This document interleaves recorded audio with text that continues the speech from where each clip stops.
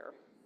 So tonight's presentation by our resident historian, Keith Preston, takes a unique turn from all his previous discussions. For the first time, he's going to focus on an individual rather than an event or an era. Mr. Preston vividly recalls witnessing the early American Mercury and Gemini missions as the United States strove to place the first man on the moon, and his fascination with astronomy began in elementary school, which then inspired him to get a telescope and then request free space program materials from NASA. I can just envision that as a little guy, and immersing himself in the history of America's space exploration. The tragedy, though, of the Apollo fire, it felt personal to him, and it was a reminder of the inherent risks of space travel, something that we're all reminded of when we lost both the Challenger and the Columbia space shuttles. So initially, tonight's talk was planned to examine the current state of our space program. And maybe we will someday talk about that. But after studying Walter Isaacson's recent, thank you, Beth. Yeah. Recent biography of Elon Musk, Mr. Preston found himself captivated by Musk's story and the historical significance of that. From teaching himself computer programming at age 12 and selling his first video game for $500, and then co-founding Zip2 and becoming a millionaire by the time he was 27, Musk's relentless drive is both inspiring and emblematic of the innovative spirit of our time. This evening, Keith will delve into the life of Elon Musk, not just the man, but the broader implications of his work.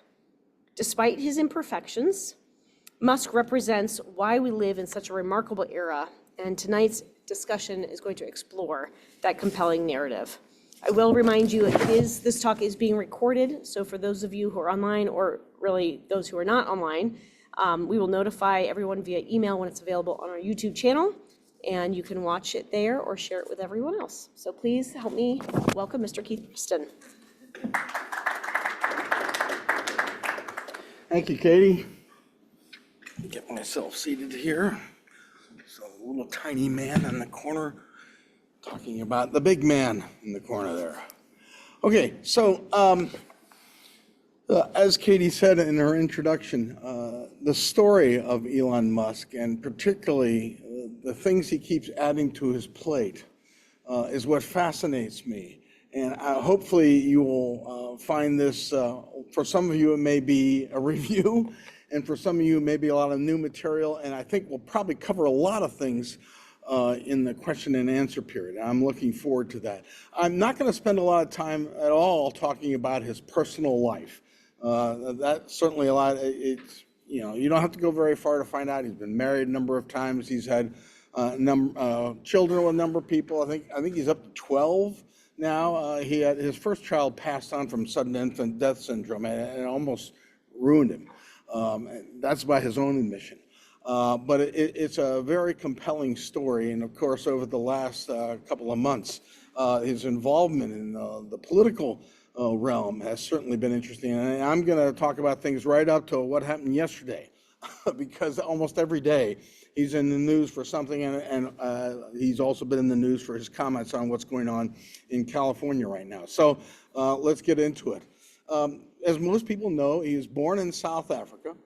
One of 3 children to his mom and dad, his dad Errol, his mother May. And May is very active these days. You can find her on X, which used to be Twitter, which of course he is majority owner of.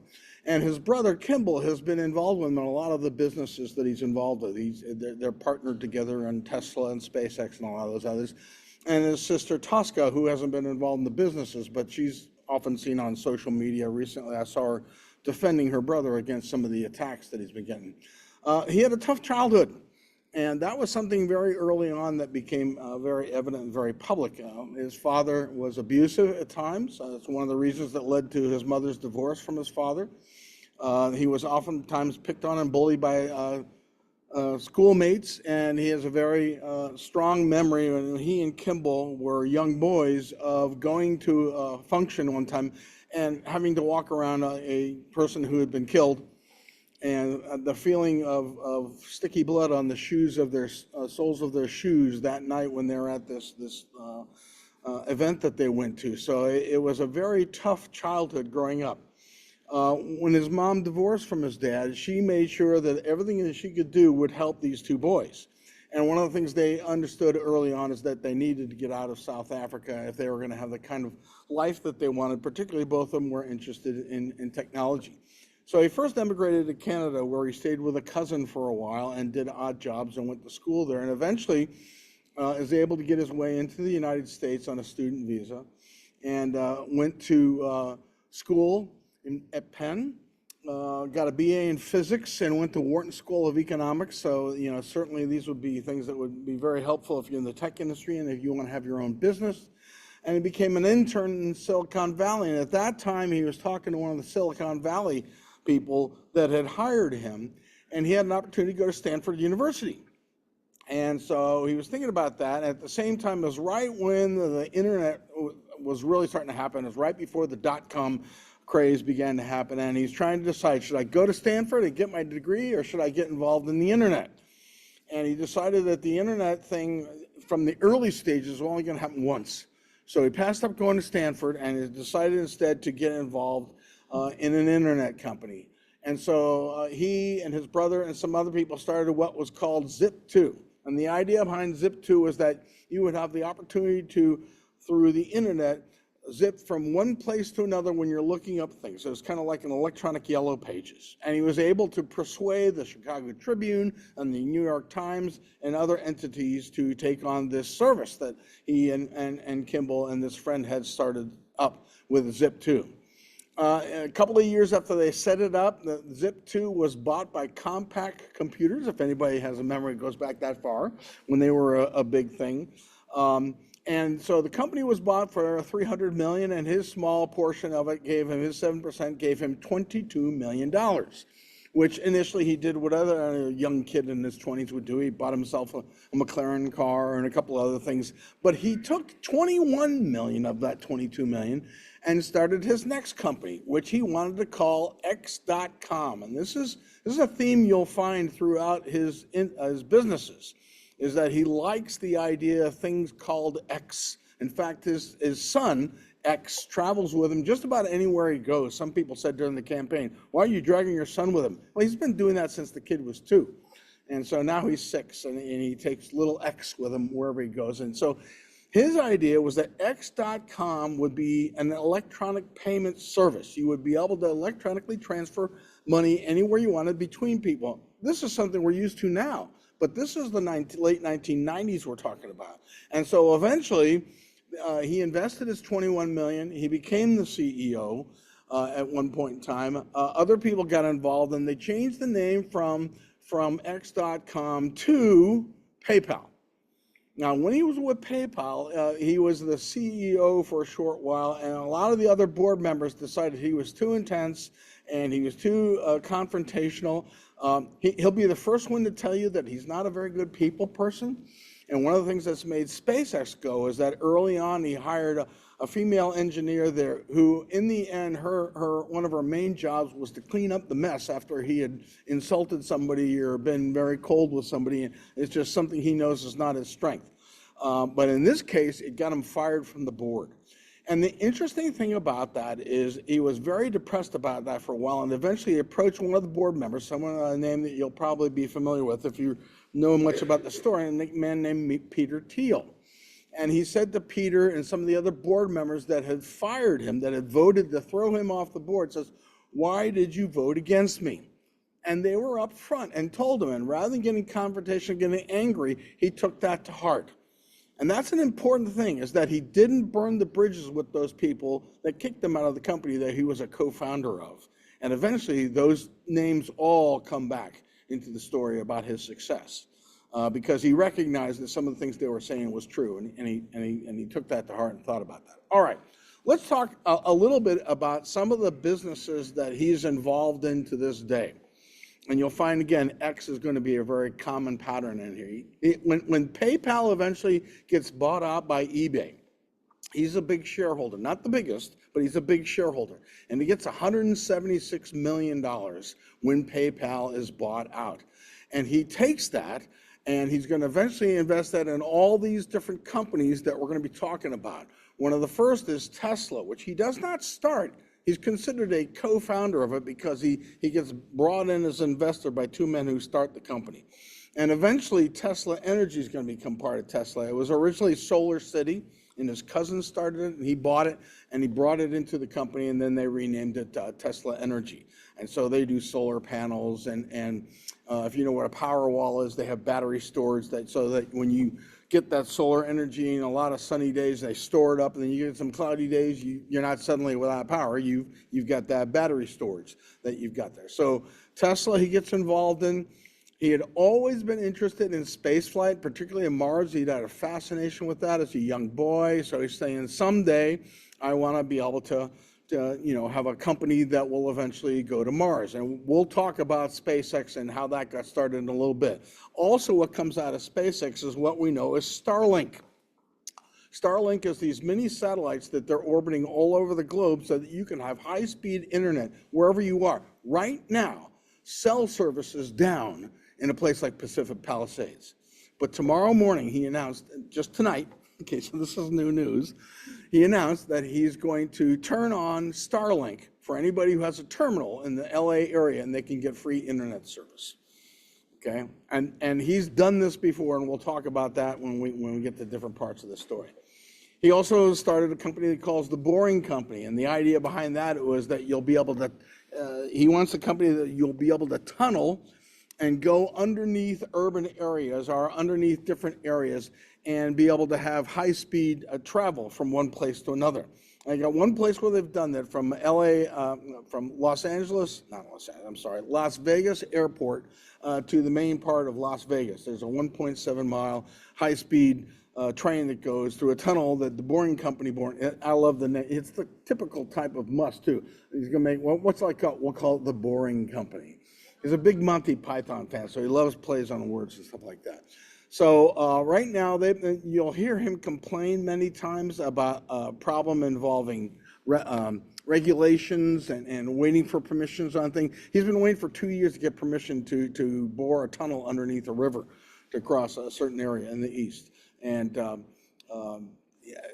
2 years they've been waiting so far to get permission to bore that tunnel.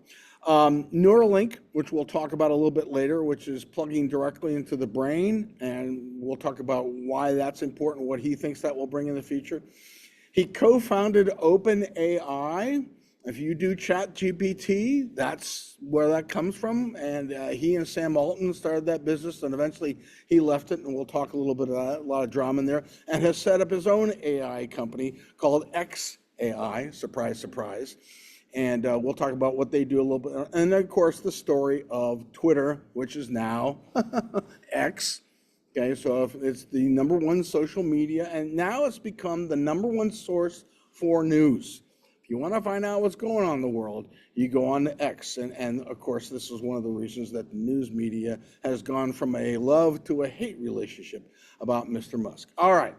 So let's start with SpaceX, because that was one that he's loved since he was a little boy. How did SpaceX get started? And what you're looking at here is one of the first versions of rockets that he tried to launch when he was first getting SpaceX going. He went out and got the rights on an island called 𝐭𝐥𝐴 out in the middle of the Pacific, which used to be a nuclear test site. So nobody else was interested in building anything there, and he wasn't worried about it. They checked that out, background radiation, no big deal. And his first 4 flights of SpaceX rockets were out there. Now, how did this all happen? Well, he had an idea that he wanted to launch greenhouses in space that will eventually be able to land on Mars and provide food. And he was going to experiment by having these rockets in space to be able to do this. And so when the Soviet Union fell apart, here's Elon Musk, the deal guy, says, I'm going to go visit the Soviets, the former Soviets, the Russians, and see if they'll sell me some old ICBMs, and I'll turn them into greenhouses, and we'll launch them into space and see if my idea works. They saw an opportunity for a guy who doesn't know much about rockets and tried to scam him. They wanted to charge him $23 million for rockets that probably weren't going to work anyway. And he said, forget it, I'll build my own. And that's what he had to do. So he had $100 million left still from this $171 million that he got from the sale of PayPal. And he figured that was enough to have 4 tries at trying to launch his own built rocket. And he knows the way these things work. He knows it's going to fail.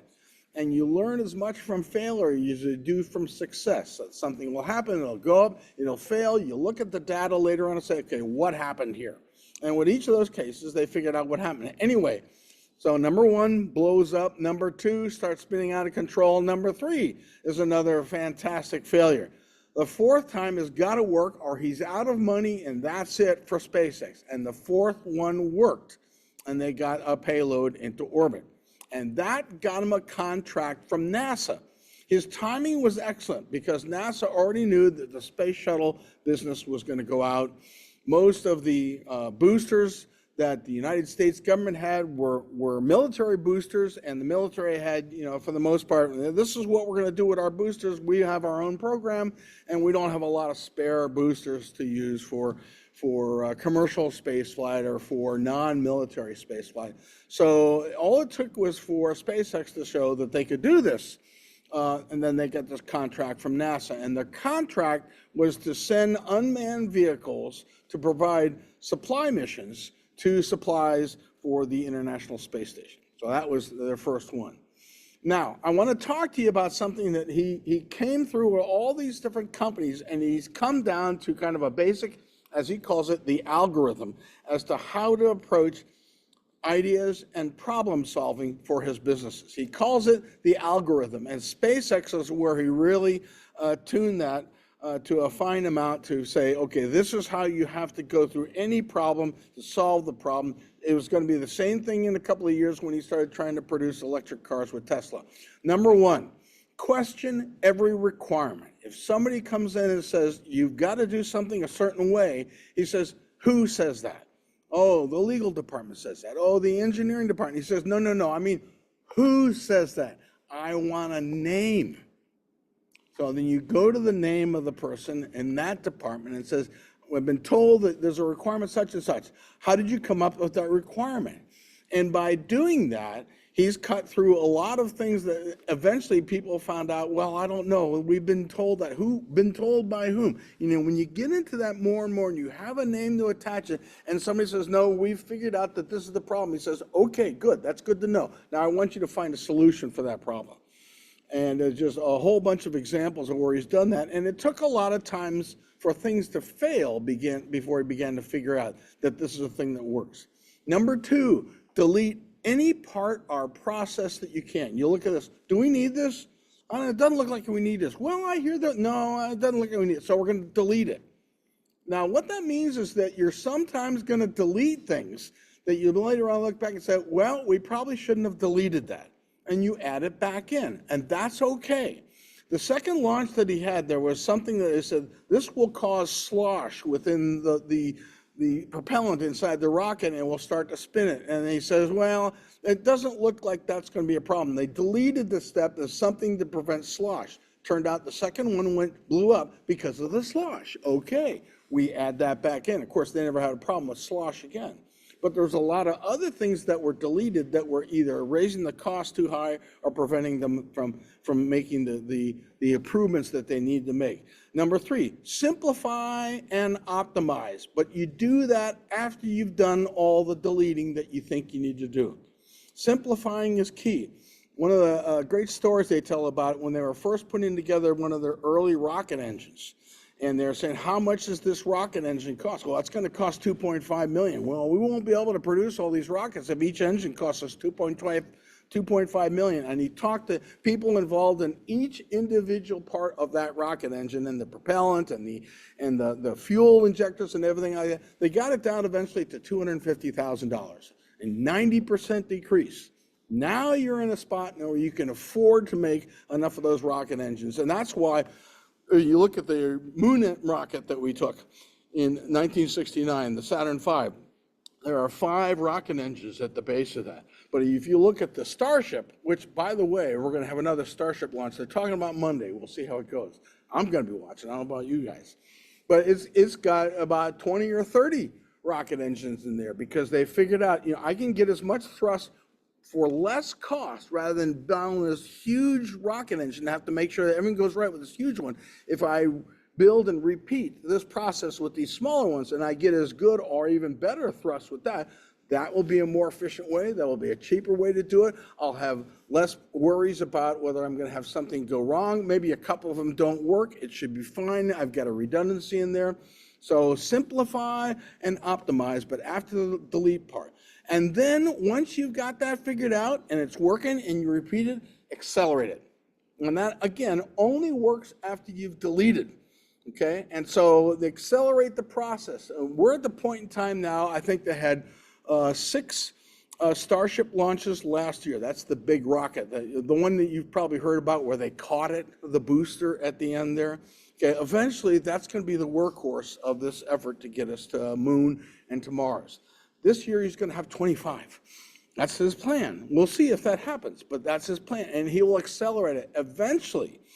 Down there at his space launch site, he wants to get it to one of the reasons they want to catch those boosters is because they want a quick turnaround. They're hoping to be able to launch one of those things every day to day and a half eventually.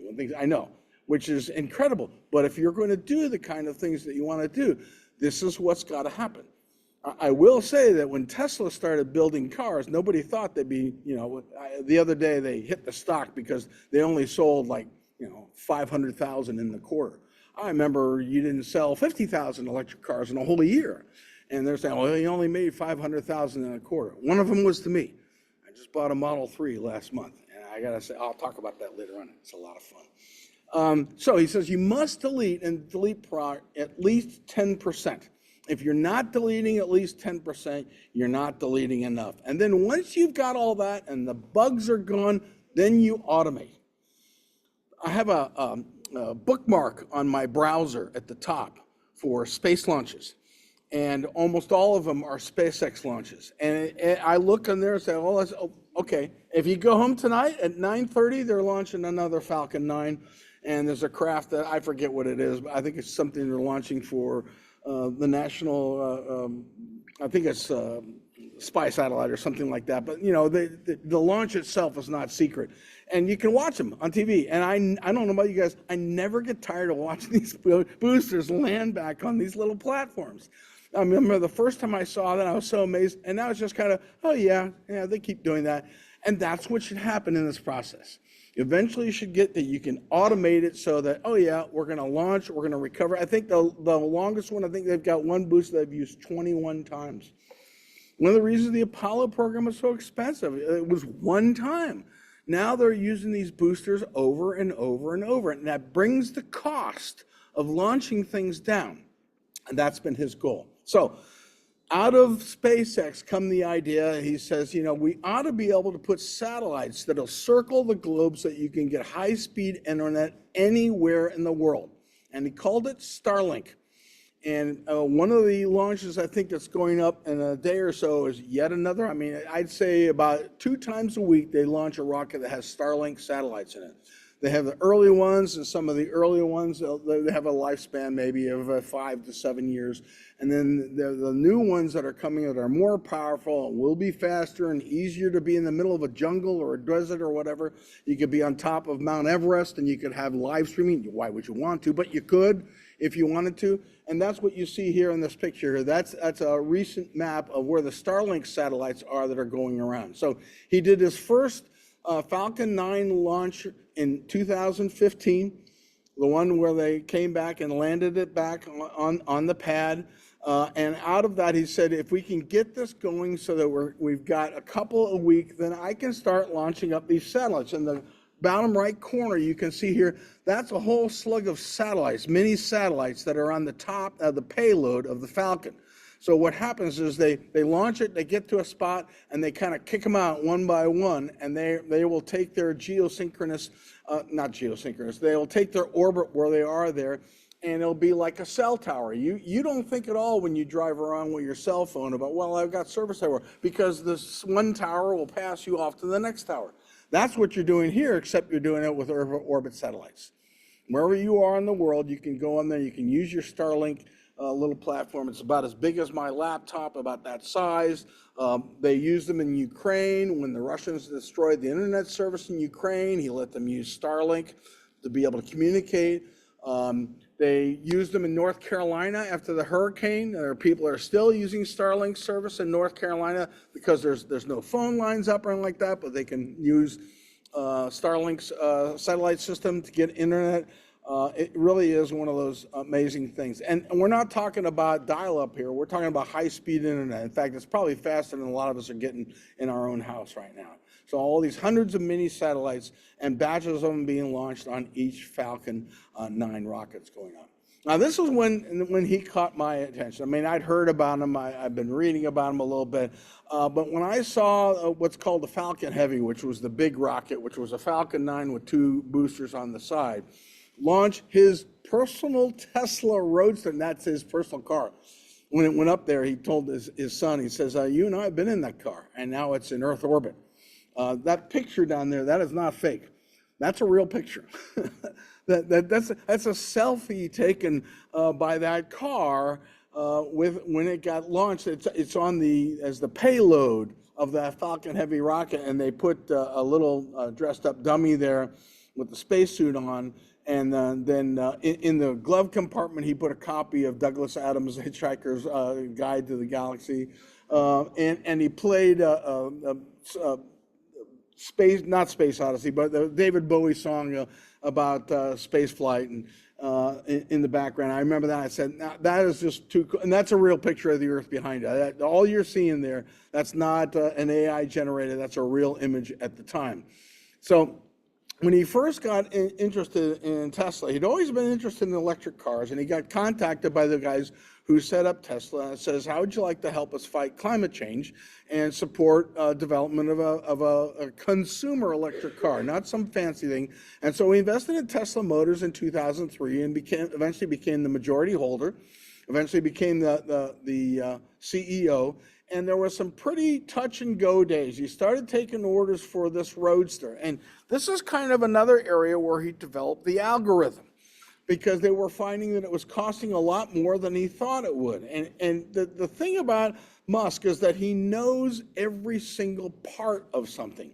So if there's a widget, if there's a socket, if there's something in there that's not working out right, he knows where that's part of the assembly process, and he knows what it's made of, and he knows how it's tooled, and he can go right to the spot on the floor where that's happening, and he's going to talk to the guy who's in charge of that part of the process, and that guy better have answers for him when he asks him, because he knows, what the torque is, he knows, what the makeup of the metal is, and that sort of thing. And he began to figure out that the Roadster was not going to be able to make in any kind of large number at the price that he's hoping to make it, and the cost kept rising. So he ends up, as majority shareholder, firing the CEO of the company. And I'm not going to get into the lawsuit that happened later on, but anyway, that's why they're all called co-founders. And he started changing it. He's always been a stickler for costs. And as a history guy, as a history teacher, that makes me think of the king of steel, Andrew Carnegie, who would figure out all sorts of different ways to lower his cost on the amount he paid for ore, or paid for coal, or paid for the coke, or paid for railroads, just to get a half penny a ton less than his competition so he could dominate the business. And that's what Musk is doing, whether he knows he's doing it or not. It's the same kind of thing. He's doing that, watching the cost. That's why his involvement in politics, which I'll get into in a little bit, has been so fascinating for me to watch.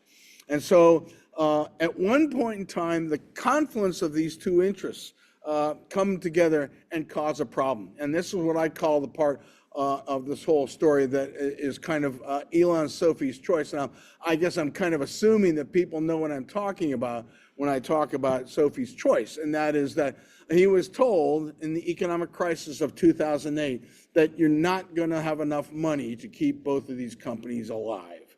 Either Tesla or SpaceX is going to have to go, but you're going to have to choose between them. And he says, I can't. It's like choosing my children, and that's what made me think of Sophie's choice. If you know the story, is the guy who's at the woman who's at the concentration camp, and the Nazi guard, the Nazi officer says, either your boy or your girl.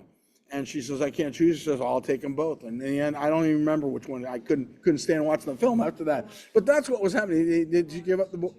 Chooses the boy, and the little girl goes off to the shower. So it's it's that kind of moment for him, obviously not comparable to losing a child, but to him at that time it was.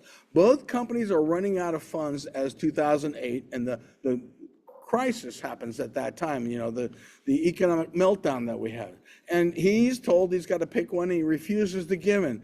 And this is when he goes to family, all the guys who threw him out of the board of PayPal, and says to him, I need just a month or two of working capital so I can keep them both alive until, with this contract when NASA starts happening with SpaceX, and we start putting more roadsters, being able to produce enough cars to go on. And he thought in Christmas of 2008, they were both going to fail. And he ends up getting through by the skin of his teeth. And so the people who fired him from being CEO of PayPal a lot of them are the ones that helped him save both companies. And believe me, those people are very happy because they got a lot of stock in Tesla and SpaceX, and they're all doing very well. One of whom who I mentioned earlier was Peter Thiel. Okay. Over the last number of years, he's gotten into some other interesting little areas. Neuralink was one of the ones that he came up with. That he said he found some people who are doing research in this. He says, I want to found a company, I want to fund it, I want to be involved in that. So he started in 2016. So what is Neuralink? It literally is you have a setup where there's a chip inside a battery that works, inside a processor that works, that actually threads come out and go to different parts of the brain. And they've just been allowed in the last number of months to start doing human research with this. They had done some research with animals where it was working. His thought is that eventually, he put $100 million in to get that seed money to get started. Eventually, you're going to be able to have a workaround for people who have Parkinson's, for people who have, paralyzed, epilepsy, blindness, deafness, all those different sort of things. We're going to go around the parts that aren't working and put it directly to the areas where you need to get it working. And all I can say is that I wouldn't bet against him figuring this out, because this is another area that he's very determined to get going. So the first human trial started last year. We've seen a couple of films of some people who have been paralyzed from the neck down that are getting some movement with their arms and such, and the research is continuing on that. It's going to be very interesting to see what goes on with Neuralink. Now, the big word these days that people talk about all the time is AI, standing for artificial intelligence. And you probably say to yourself, what exactly does that mean? It means a lot of different things. He and Sam Altman formed OpenAI in 2015. They later on came to a parting of ways, largely because he always wanted to be open source. In other words, it was not for profit. This was for forwarding humanity. A lot of other people were getting into AI at the same time. Google was getting into AI. And his concern was, if you're going to do AI, there has to be some sort of guardrails. There has to be some sort of protection. The most fearsome example that people think of was, the Terminator, when Skynet takes over and that sort of thing. And they were concerned that AI might go that direction. In other words, if it figured out, if it became so aware that maybe humanity was a drag on it. And so that has been something, he says, that's maybe 10 to 20% possible. And so I think we need to keep our eye on that. But at the same time, if we build in some guidance on how to have rules to protect AI from becoming something as a threat, but a boon to humanity, then it's something we should follow. So when Altman decided he was going to turn it into a profit-making company, that's when Musk broke with OpenAI. So like I said, ChatGPT is produced by OpenAI, and you're going to see them, I'm sure, developing that more. So he started developing his own xAI, which is supposed to be open source and not for profit. Now, in Tesla, you've kind of got AI. That is part of the play in Tesla now. Tesla has gone from just being about electric cars to also being about other things. Because of all the data that Tesla takes in, every time you drive a Tesla car, you're providing data to Tesla itself about road conditions and how things go, but it also provides a lot of information about how humans respond to certain things. And so he started taking that another road and started working on what he calls Optimus. And some of you, if you saw the the little meeting that they had a couple of months ago at the Warner Brothers studios when they brought in cyber cabs and people were riding in driverless cyber. In fact, the cyber cab doesn't have a steering wheel, it doesn't have a brake, and it doesn't have an accelerator. You just get into the cyber cab and you tell it where you want to go, and it takes you where you want to go, and then the doors open up and you walk out, and you'll scan, or you'll give it your card information, or however you will, and that will be your taxi. And in urban areas, that's probably going to be a big game changer there. Anyway, so Optimus is the thing he's working on now, which would basically be an AI-fueled personal servant for you. So especially for seniors, and I watch this and I go, okay, I can see where that can. Could you get that thing on the top shelf for me? Can you open this jar of pickles? Okay, sounds really simple, but how about mow the lawn? I don't think I can do that as safely as I used to. And really, what will it do? It will be able to be the same as having an assistant. If you hired a nurse, or if you live in assisted living, maybe it will be that. Who knows? There'll be all kinds of uses for that. I do think you're going to see this happen pretty quickly. And his goal is to make that so that they get it down so well and get the process and have the cost down so well that they can be about $20,000 to $30,000. I could certainly see at some point in time healthcare operations are going to say it will save us money if we have an Optimist that we provide for someone who's got coverage with us to allow them to do the things rather than pay for some sort of certified person to assist somebody at home and not having to go into assisted living at $10,000 or $7,000 or whatever it is a month to be able to have your Optimist help desk. So he's very definitely excited about that direction, and it's one of the reasons I'm so excited about Tesla, because it's not just the car business anymore. That I think both the AI opportunities and the generation of the cyber cab and the Optimus assistant is going to be big in the first future. So $25,000 for a personal assistant. What if you're no longer driving? Then maybe the personal assistant. Here's the list. Go to the grocery store and bring that back. And all you have to do is plug them in. And so it's going to be really interesting to see how that develops as time goes on.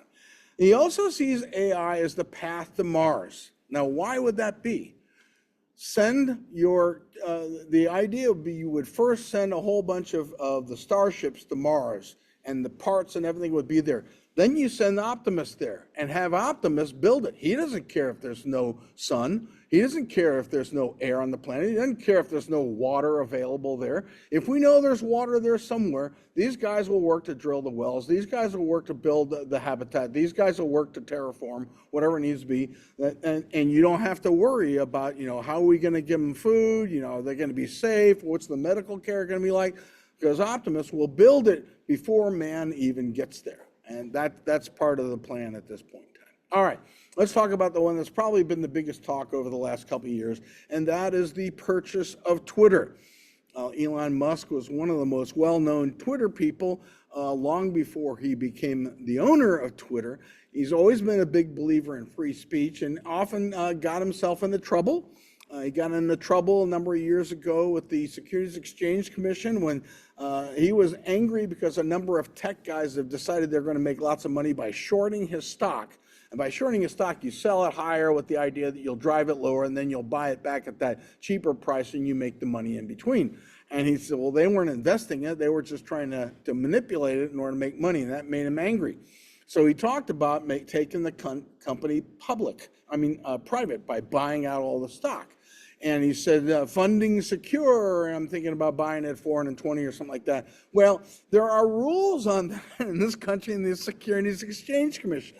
And they went after him, and they made a deal in the end to say, we won't charge you with securities fraud if you agree that you won't tweet anything having to do with the running of your companies without having it reviewed by somebody in your board first. And supposedly he does that, but they wanted to remove him as the head of the CEO of Tesla over that tweet. But in 2022, a lot of people felt that people were getting blocked if they had certain political views during that time. And one of his favorite thing, again, he loves humor, was the satire site called the Babylon Bee. And the Babylon Bee did a tweet one time, which was kind of making a joke about how a person who was a trans person and a member of the Biden administration had been chosen as Man of the Year. And they were not, Twitter leadership was not amused, and they banned Babylon Bee. And he said to them, he said, that's not right. It's a satire site. Don't you get it? It was satire. And they didn't feel that it was funny. And so Babylon Bee was blocked. And that was it. And so somebody at some point in time, and there's still arguments about who it was, somebody said, Elon, you should buy Twitter.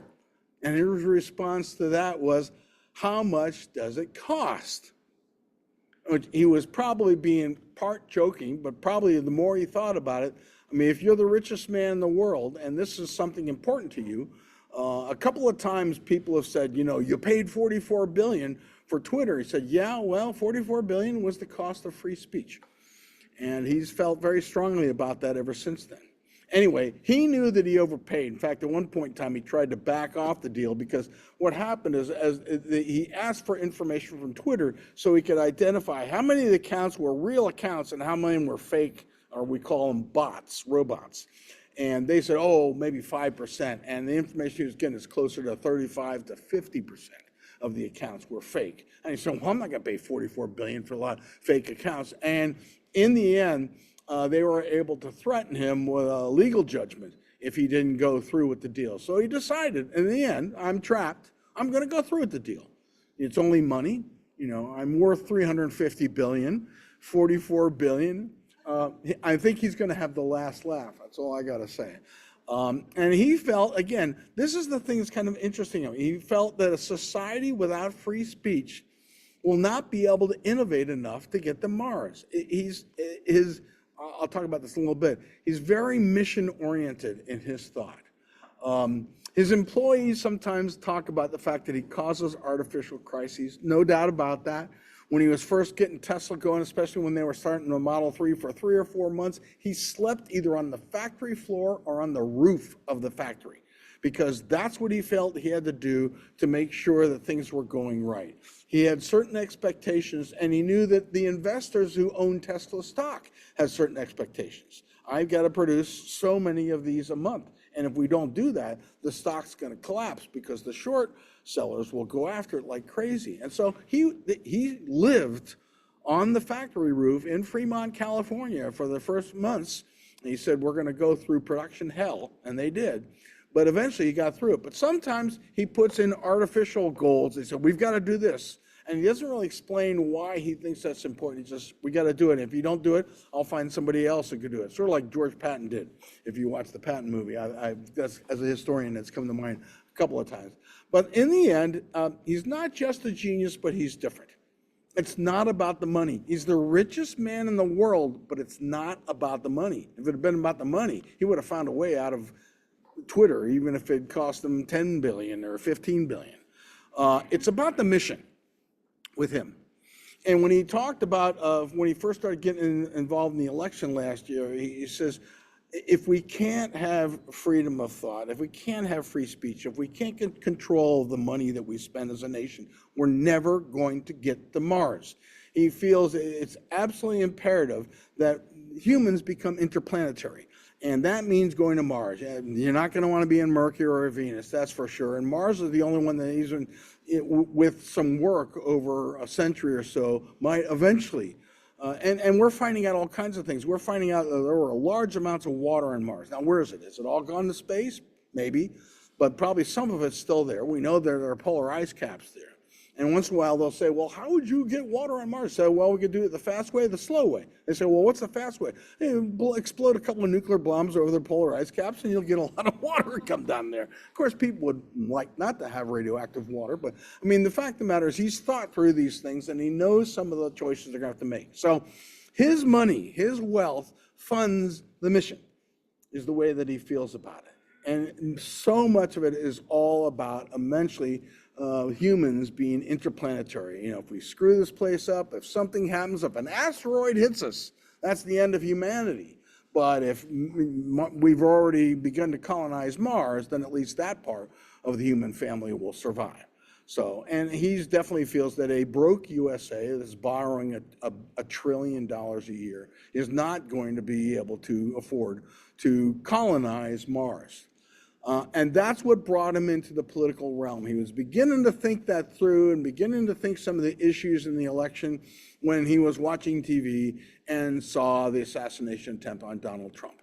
And when he saw him jump up afterwards and say, fight, fight, fight. And this is his words when he was interviewed. He says, that's when I said, that's the kind of leader we need in the United States now. It doesn't make any difference to me whether you're a Trump fan or not. I'm just telling you what he said.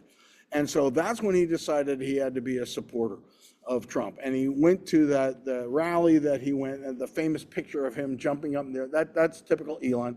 He's an exuberant young boy at heart, in his 50s. But this is all still fun in some parts of it to him. And to him, it's also about the demographic decline that we have. He's doing his part. He's got 12 kids.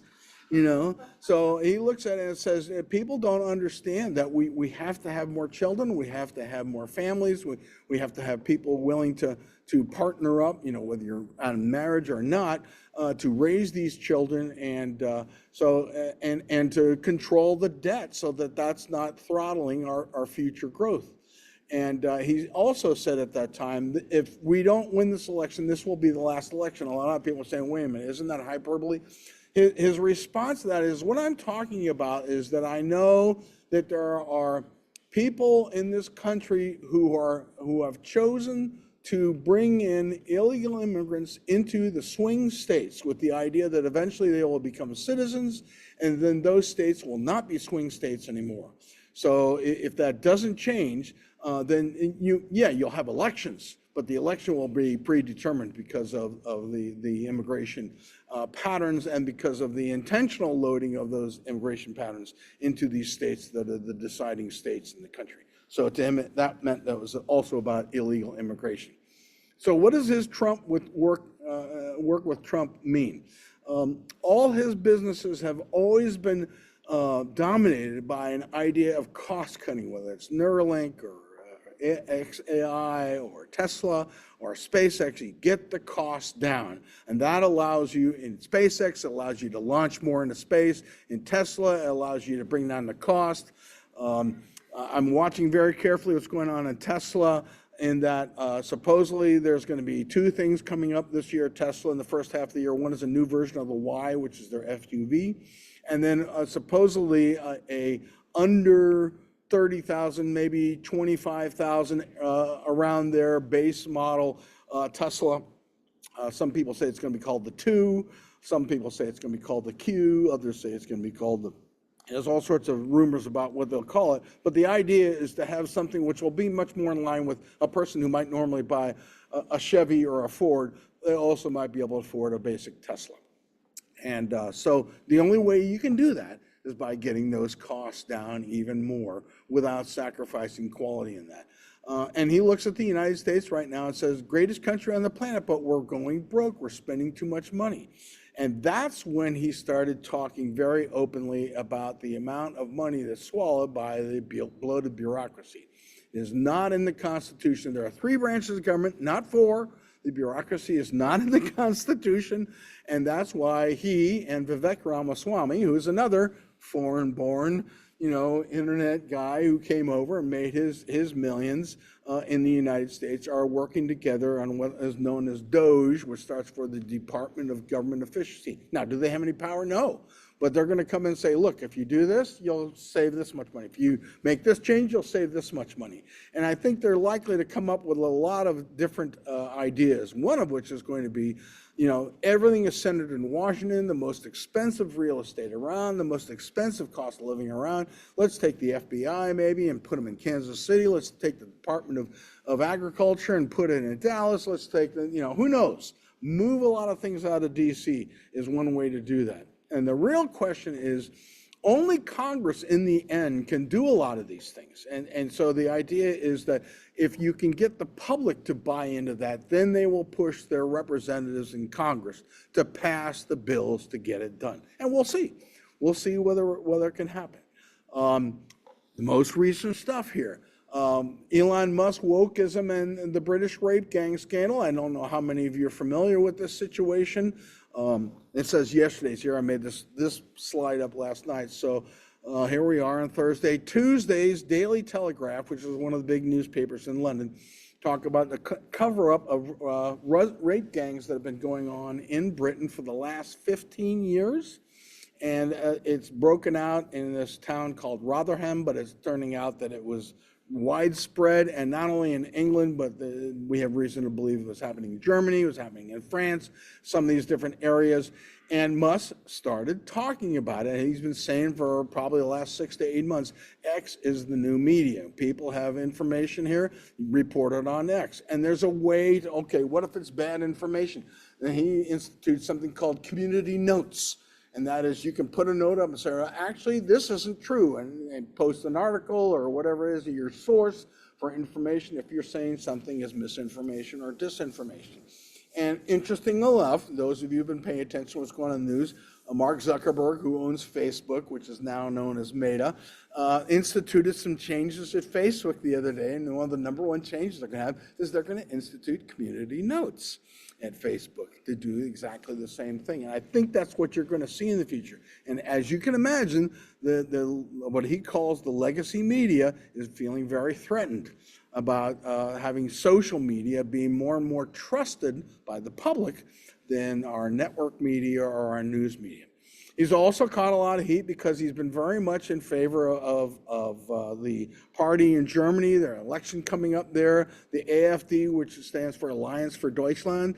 The fact of the matter is they've been classified by many news organizations as far right and neo-Nazi and that sort of thing, which isn't true at all. He had an interview live on X yesterday with one of the leaders of the AfD. And people had got a chance to ask questions through X, and this is where things are going to change again. You're not going to have the media able to be the guard dogs, and they're going to be able to be the determining factor of what is information, what is not information. And are you going to get some misinformation? Yes, that's what community notes for. That's what competing ideas will be for. But you're going to open it up to the public to be able to at least hear those ideas where before they would get banned or they would get squelched. Musk has also had a very public row with one of his sons who transitioned to being a woman, and he now feels that that was when the child was a minor, and he signed materials, and he now feels he was lied to about some of the things then. And so he's called transphobic by people because he thinks that what happened with his son was wrong. His son has broken off his relationship with him. You decide, his son, daughter, trans son. But the fact of the matter is that he started talking about what he calls the woke mind virus, and he thinks a lot of things having to do with woke. And what is woke? I don't have time to get into that, but it is something that is definitely going to be in the public discussion these days, and he's been very involved in that. The fact of the matter is there are people, that this demographic disaster which he sees happening in the West, where replacement rate is 2.1 children per family. And the worst is Russia. I think they're at 1.3 and have been for some time. The United States is at 1.8. And the only reason we're as high as that is because we keep letting so many immigrants in. That's kept it from looking too bad. But almost all the Western companies are well under 2, which is not replacement. So it's not much of a surprise if you start having immigrant groups coming into your country who are reproducing 3, 4, 5 times the two people, the mother and the father, that you're going to suddenly find yourself in a minority and from the standpoint of, people say color, not about color, it's about culture. It's about your law. I saw recently in England, there are 55 Sharia law parts in each of these cities in England where the regular English law is ignored and Sharia law is followed there. And you're at war with your own culture when you have things like that. And they're going to have to make a decision at some point in time. What do you do with immigrant cultures that don't assimilate? The history of the United States, we're immigrant, all of us probably sitting here have got immigrant backgrounds, but our families at some point in time assimilated into America, but these cultures are not assimilating. So he's warning about what's happening to Western culture, and don't ignore the attack that non-assimilating immigrant cultures bring into it put things at risk. And he's been very upfront about these cultures being unwilling to assimilate. And what does that mean? That means in some cases, he's pointing out that the United States is the only one that has the First Amendment, that has freedom of speech. I tell the kids, and we just finished the middle schools, we just did a whole class on the Bill of Rights and the Constitution. And I talked about the fact that you don't realize how fortunate you are to have the protection of freedom of speech here. There are people who have been arrested in England for posting memes onto social media that they found to be hateful or they found to be prejudiced. And so they were arrested and jailed for speech. Now, in this country, you might say, I don't like what you're saying, and I think it's hateful, but it is protected if it's political, but not in these other countries. And so they're arresting people for social media and those things. Now, the woman in the bottom right, this is a leading conservative or Tory party person in England, and she has been very outspoken and saying Mr. Musk is right. Some people are saying, oh, she's risking her political future by aligning herself with Elon Musk. President Macron of France has accused Elon Musk of directly intervening in elections in Germany and France. France has got one coming up here soon. Germany's got one coming up here soon. As far as Musk is concerned, look, I'm going to have my freedom of speech. There are certain people that think that if he lands his plane in France or England or Germany, they might arrest him. That did happen to the guy who founded Telegram, which is a social media message service recently. So it's a reality. But Musk says, look, as far as I'm concerned, the legacy media is dead. They don't have the trust of the people anymore.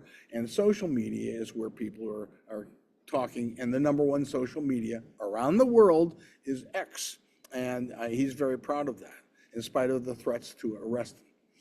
Here's a little exchange that I thought I'd put in here as an example. I'm talking about Justin Trudeau, who many of you probably know, announced his resignation to be Prime Minister of Canada. He said, there isn't a snowball's chance in hell that Canada will become part of the United States. Workers and communities in both our countries benefit from being each other's biggest trading and security partner.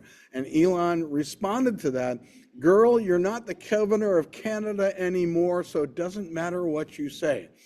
He's a cheeky guy, but he's going to say what he thinks. And the fact that you can do that, now most people wouldn't care what any of us said, but it's the richest man in the world and he owns the X platform, they've got to kind of deal with him. And it's just an example of the kind of cheekiness that he gives. So what does the future hold with Elon Musk and the things that he's doing in all those different businesses that we talked about? In the next few years, you're going to see landings on Mars. As I said, I think it's tonight, no, a couple of days, they're launching the Falcon 9 that's got this moon rover that's going to go up there and be looking around for samples, and it's going to sit on the moon, and it's going to be one of the early explorations as they prepare to land. I don't know if you all know this. They're about 90% certain that there's water ice at the south pole of the moon. Craters that have never seen sun there because of the south part of the moon. And over the eons, when these meteorites hit, some of them have water, and that water has stayed in those. They've sent satellites that have read this in there. And so the idea is that when we go back to the moon, one of the places we're going to really want to spend a lot of time is the South Pole, because there's water there. And if there is water there, it's not just water so that you have something to drink. You can run electricity through that and generate hydrogen and oxygen by splitting the water molecule. Now you've got oxygen. Now you've got hydrogen, which can become rocket fuel. And the point about that is now, instead of spending money launching things that you need to live, to have humans live on the moon, it's right there.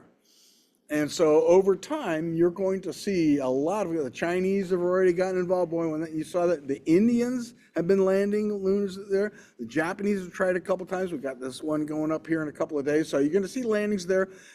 He's hoping to launch his first ships to Mars to start dropping off stuff there in 2026. So you'll probably see that happen in a couple of years. You're going to see robotic personal assistants. You're going to see cyber cabs in major cities. You already got some Waymo, which is Google's, has already got some cabs that are robot cabs, and you're going to see more and more of that. Then people won't worry about owning a car and where do I park and all that sort of stuff. You just call the cybercab. You have to worry about tipping it. Okay, just get in the car and let it take you take me, to Central Park. Okay, and it'll take you there. You're going to see paralyzed people walk for the first time since they got paralyzed. You're going to see people who were blind and deaf begin to recover some of those things because of what Neuralink's doing. Peter Thiel, the guy that's been with him ever since the PayPal days and is also an investor in SpaceX, an investor in Tesla and all that stuff, said one key thing. He says, you should never bet against Elon. And he would know. And I'm happy to take your questions. Yeah. First of all, where does Elon Musk live? I mean, where is his prime? Is it in the U.S.? Or is it if it's in Canada or is England? I mean, it's not in England, right? He's in Texas. Most of the time he's in Texas. I was going to show you a picture that I found. He built a container, a little bit bigger than container-sized house for $50,000. This guy's got all the money in the world in Texas. And the reason he did, because he bought a little plot of land that he can walk right out there and go right to his spaceport. Okay, and while he's got mansion-sized things, he sold off one of them one time. One of the criticisms that his trans child had was that he was a capitalist. He thought that was a bad thing. And so at one point in time, he said, well, maybe he's right. And he sold all his big houses. So was he involved with Trump in 2015? Okay, this is a good question. Okay, so the question is, was he involved with Trump in 2015? No. In fact, he met Trump after he was elected, and he had a very low view of Trump. He thought he was a con man. I think that the shooting changed it. And of course, when he decided that Trump was the right choice in his mind, that's when he committed himself. He says, I'm going to spend all the time I can in Pennsylvania, because he knew Pennsylvania was the key to the election. You win Pennsylvania, you win the election.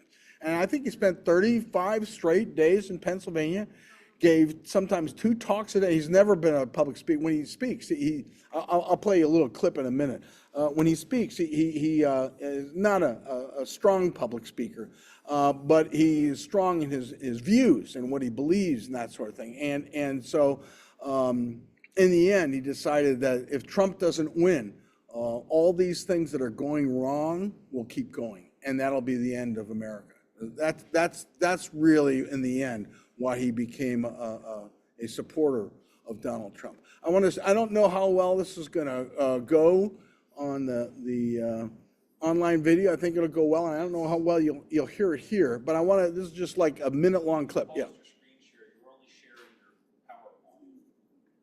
You gotta share. It says one panelist can share at a time. It doesn't say I'm sharing anymore. It says you are not. It says screen sharing is paused.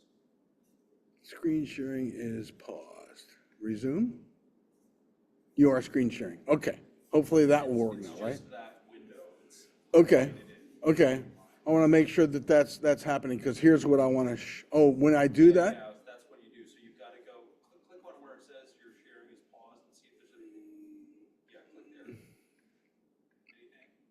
Stop share. Stop and then reshare. Yeah. What's on that? See that? What's that line that popped down?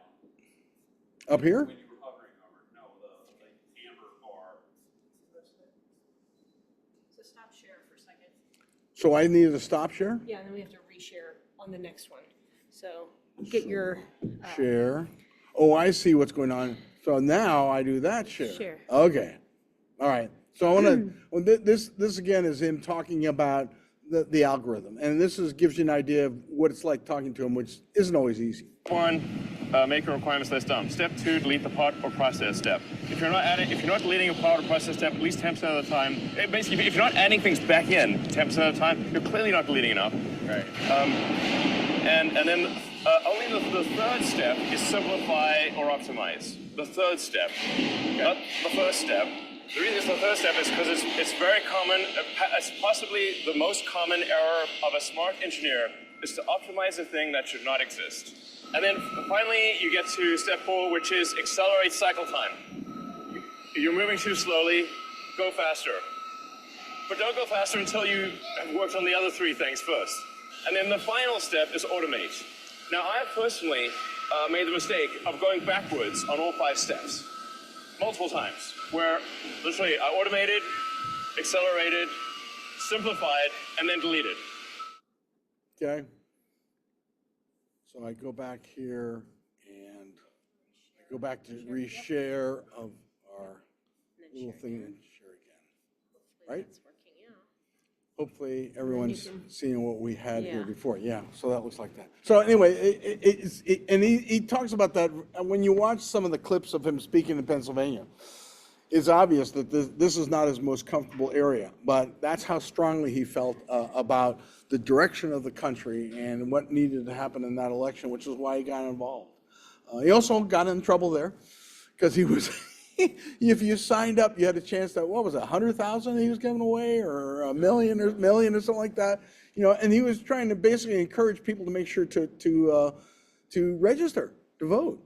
Their votes were needed. And people say, well, you're buying votes. He says, I'm not telling them who to vote for. I just want them to register to vote. They got to vote. And I'm going to try to convince them with what I'm saying about who I think they should vote for. But anyway, it's part of his delete and move faster and, that sort of thing. Even in politics, he has that way. Yeah. You had a Q&A question. Oh, yeah. I do see that up here. Let's see if I can get to that.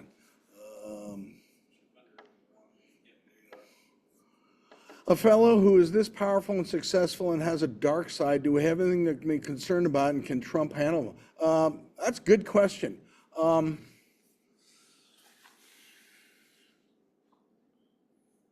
That's going to be a worry about anybody. Generally speaking, people attack him all the time on his own platform. So, I mean, if you got there's plenty of people who have a beef with him, and they use his own social media site to call him out, and sometimes in a very nasty way.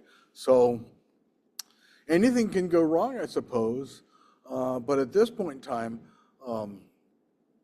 he's wealthy not because he's got a big pile of money sitting in the bank somewhere. He's wealthy because his companies have done so well that their stock is worth a lot. But the amazing thing is Tesla's the only one that's public. All his other companies are private. So we just kind of estimate, like, I think if SpaceX went public, it would probably be worth 2, 3, 4 times what it's considered to be worth in private, because then you get into a supply-demand thing. And I think if it went public, the demand for it would be tremendous, just like it is with Tesla. The reason Tesla is bid so much, it's worth so much more than Ford or Chrysler or any of the other car companies is because it's not a car company. And people think the future of Optimus and the future of AI and the future of all the other projects that Tesla's working on, that's what's going to be worth it. I mean, how much will he sell self-driving to other car companies eventually? He'll probably license that to other car companies. And he's already done it, so that's money just coming in through the transom. Yeah. What would you consider? That question to me was a loaded, very vague question. Yeah, what's his dark side? Yeah. I mean, what is? Well, no, there is. I'd say if you look at his personal life, there's no question that he's had some very difficult times with some of his employees. There's a very famous time when he got in a fight with one of the board members in a board meeting. They were beating each other. He's been in a fight with his brother so many times. I mean, what do they say? Sometimes the worst abused child is, worst child abuser is an abused child. And there's no question he was abused as a child. I guess what I'm saying is you never count on one person. And I think what's kind of interesting, you never count on one person. I'm not a believer in I'm not going to say who, but 30, 40 years ago, I worshipped a certain political person, and then you'll probably be able to figure out this is doing thinking about it, and then they made some big mistakes. And I remember saying to myself, okay, never put your faith in a person. What I find on this as a history teacher is I think this guy is going to be in history books for what he's done. I think that's why we said on here, the Renaissance man. He's Leonardo da Vinci. He's Andrew Carnegie. He's doing so many things right now, all into one. It's just unbelievable, and that's why Peter Thiel says, you should never bet against Elon. If he says, I'm going to have, Mars colonies, and everybody's saying, hey, come on, that's great. Look, I bought my Model 3. I got to insert this personal part here. I bought my Model 3 a month ago. I came here tonight and I was tired. I turned on full self-driving. I hit a button that says work. I put my hand on my knees and let the car bring me here tonight. I'm ready to, I mean, if I've had a couple times something's coming across the road, I get ready, or somebody, comes up, but this thing saved me out of more of that than anything. I was going to turn left one time and it goes beep, tells me I didn't see somebody in my blind spot, but the car did. And I'm not saying it's perfect, but it's getting pretty darn close there. And this is something that he's been saying was going to happen for a while, and people said, yeah, you've been saying that for a while. It's happening, folks. And I think especially I look at this audience here. I'm no spring chicken anymore myself. This is going to preserve my independence for a lot longer than it would have. Optimus is going to be helpful to seniors. He sees these things all serving humanity. Does that mean things can go wrong? That's why he's concerned about AI, and he was angry with Sundar Pichai, who's the head of Google, because they're not. And he says, that's not right. I'm not saying, he says, I'm fatalistic a lot of times. He says, but I also have a belief that we are, one of the things about Mars is he's very much a believer in an increased awareness and consciousness. And to be able to do that, we've got to be what we were. Okay, I got a recommendation for you all. Glenn Harlan Reynolds is known as Instapundit. Read an article he just wrote. And in it, what he was basically saying is, it's called Ad Astra, to the stars. And what he was saying is that this is 1493. In 1492, Europe was going to heck in a handbasket. And then suddenly everything changed when the Nina came back into Lisbon, Portugal, and said, there's a whole new set of continents out there. And for the next 500-600 years, that's where new things were happening. That's when new things were discovered. That's where migration was going. This is 1493. We're going to be mining asteroids, guys. I'm telling you, we're going to be mining the moon. We're going to, the kind of metals that we need to make the batteries we're talking about, to make the kind of micro electronics we're talking about, are going to be things that are hard to find here, but we're finding in some of these areas that we haven't been able to get to. But if we brought down, what it costs to put, a couple of kilograms or something in orbit from tens of thousands of dollars to hundreds of dollars, that's going to start being profitable, and it's going to start happening. Now, most of us in here probably may not see a lot of that develop, but we're in the early stages. And to me, that's just very exciting for the future of mankind. Yeah.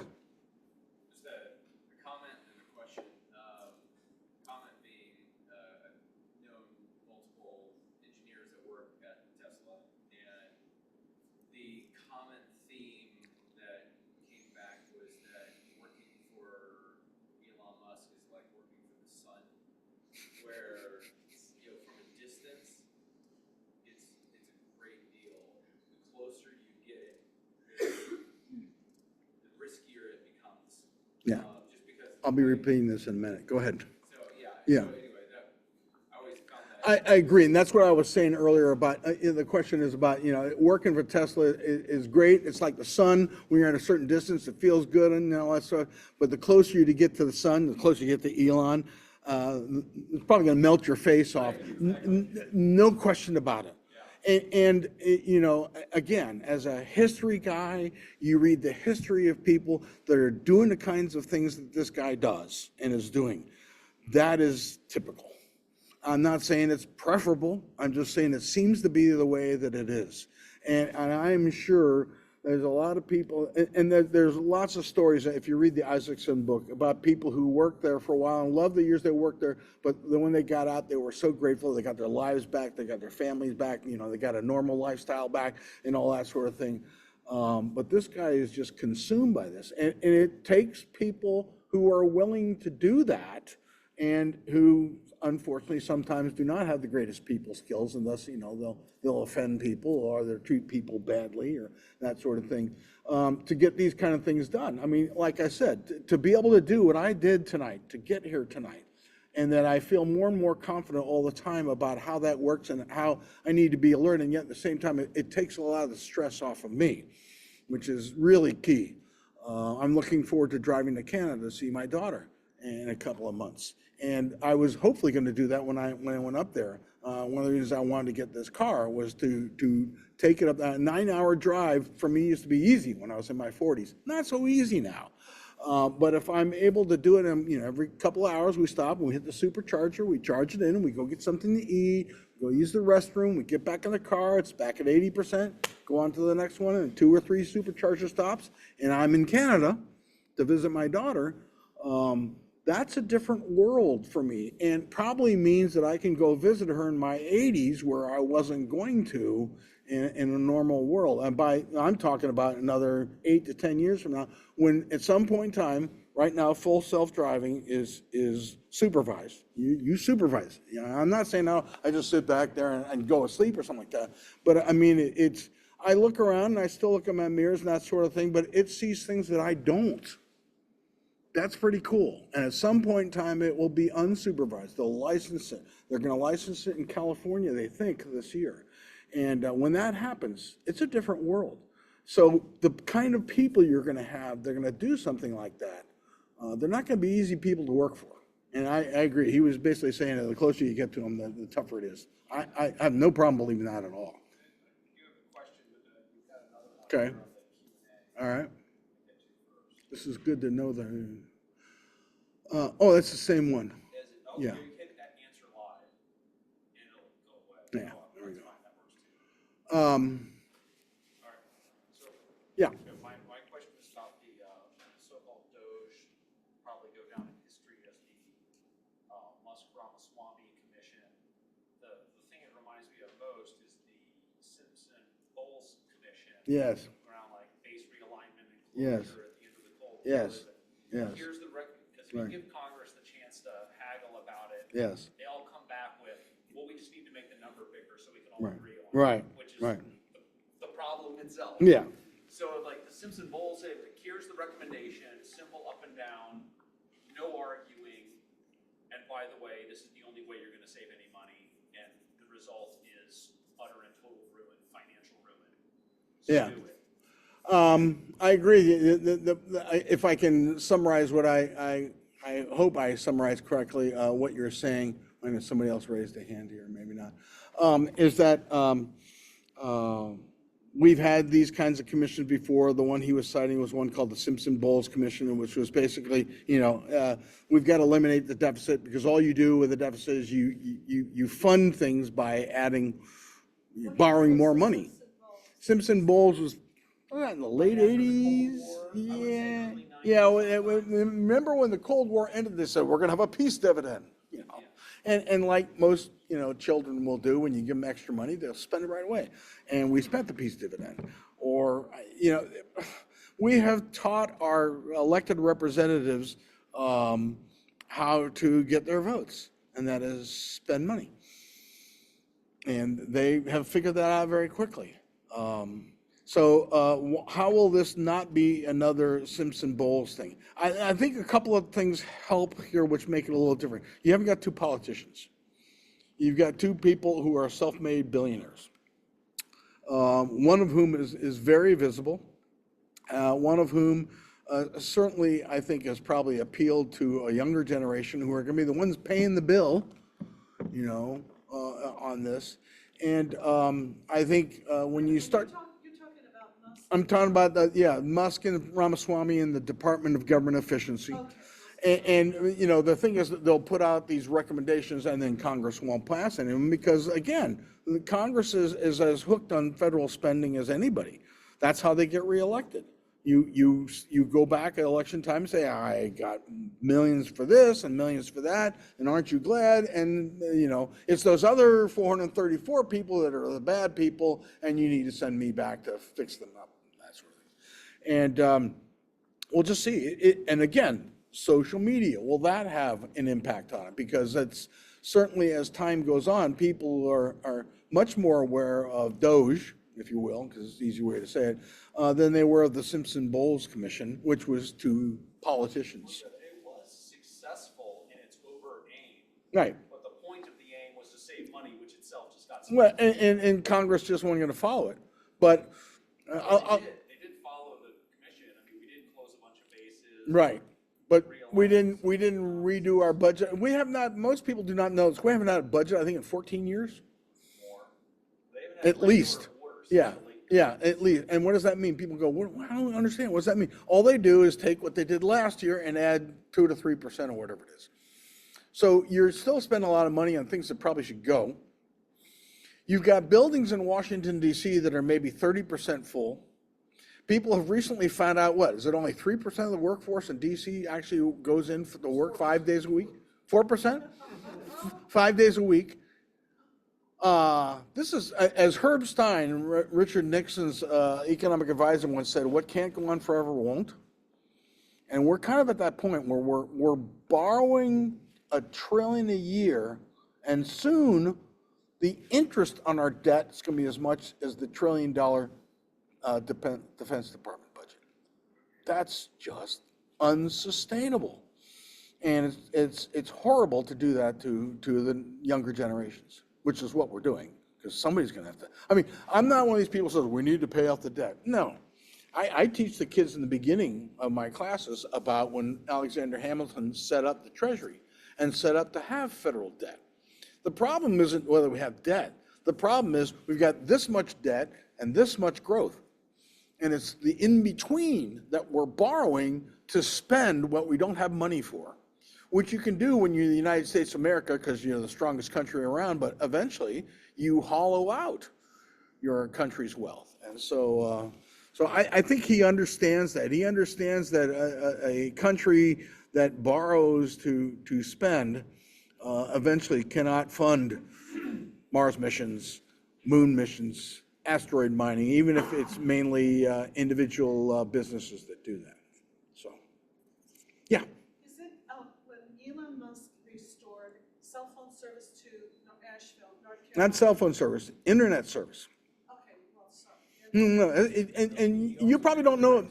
Yeah, but yeah, definitely. But also, some people use Wi-Fi calling, so you could use your cell phone to connect through Wi-Fi to the Starlink satellite and call people.